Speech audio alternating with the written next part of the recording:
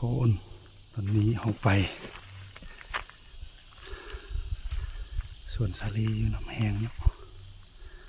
เบิ่งใช้เบิ่งทางทุกคนทางรถเขายังคาอยู่ลุ่มพยักสาลีขึ้นภู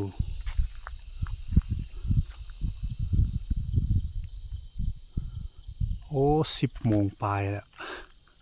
ไปยังบอดสวนเนาะ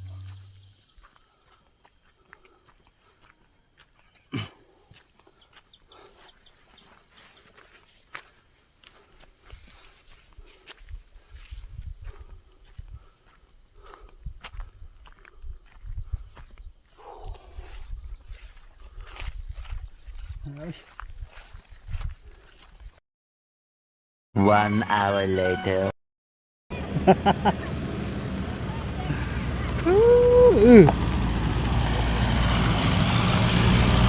จอดไอ้เรือเต็มเคลื่อนไล่สด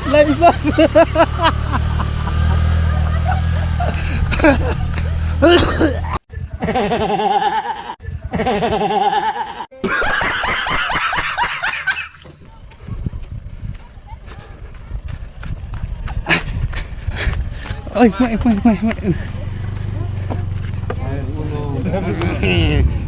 วันวิวดิระบบวันวิวดิของแท้เอ้ยยิ้มได้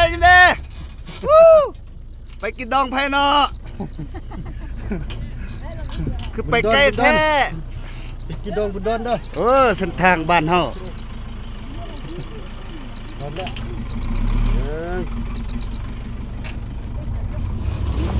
งอเราไม่อะไรเนี่ยฮุบส่งเนาะไปส่งปูบ่าวเนาะปูบ่าวเพิ่มโอนไปกินดองเด้อเส้นทางบ้านเราเอาบุกกุ้งหม้ออะไรงอไก่ตังกกงอไก่ตังกกเบอร์หนึ่งนี่กดไลค์กดแชร์เด้อเมื่อหน้าเบิ้ลกูจะแต่งงอรุ่น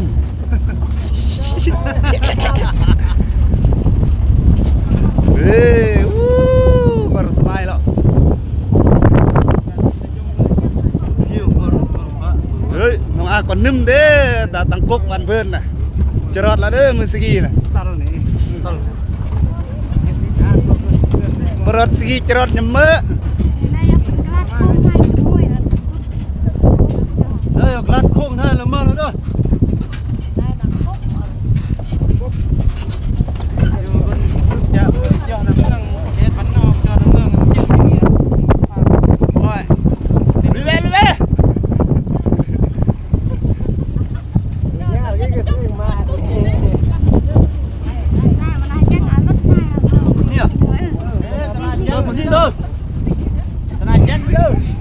จอดมาจังเลย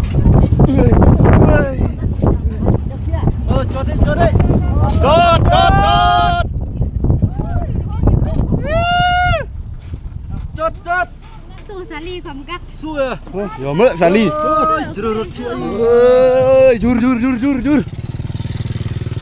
ย่าเมื่อเฮ้ยกันเลยโอ้ยสุดท้ายปลดสำตังกกบันเบิ้ลเลย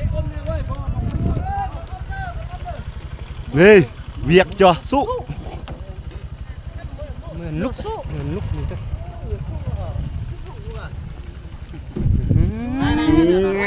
เด้ฮึเจ้าเลยงอร์กางเกอร์กินแหละสู้แยงสู้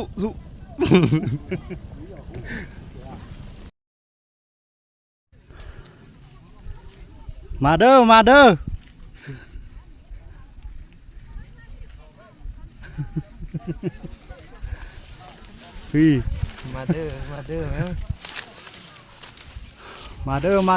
ฮักซา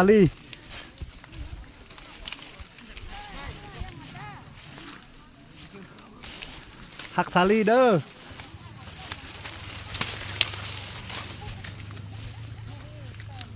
โอ้ยต้มสลิกต้มสมอง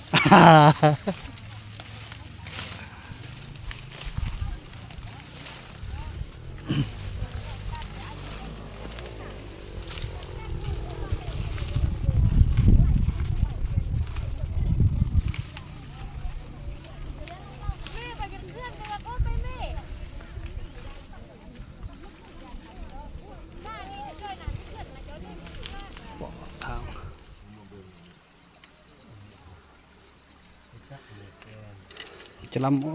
อย่ามาเด้อมาเด้อมาฮักสลีเด้ออยู่น้ำแห้งเลยอันนั้นมันทันไรเด้อนั่นเด้อทันไรโล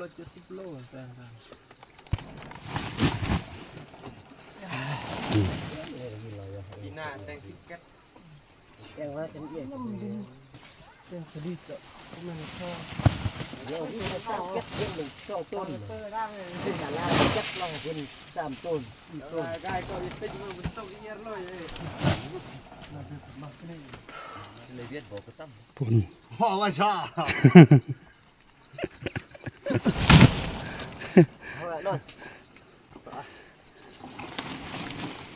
คือโปเล่ดูคือกล้ำความไว พี่พี่ป้ามึงเอางานพี่แบบเรื่องง่าย สว